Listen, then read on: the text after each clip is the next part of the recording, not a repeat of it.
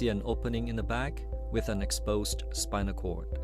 Prenatal repair is usually done between 20 and 26 weeks gestation. Once the mother is under anesthesia, we make an incision in the abdomen to expose the womb. The womb is then opened to expose the back of the fetus using a specially designed staple to control bleeding. The tissue over the defect is then opened and removed. Next, the spinal cord is free from surrounding tissue before it is protected using the dura.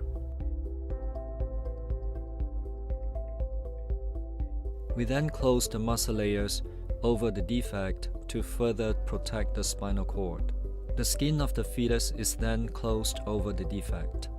If a fetus does not have enough tissue on its back for primary closure, we will repair the spinal defect using patches as shown here. First, we protect the spinal cord by suturing a patch over it before we lay down a second patch to reinforce the repair. We then close the large skin defect using a piece of skin substitute to complete the repair. We then close the womb and conclude the surgery by closing the mother's incision.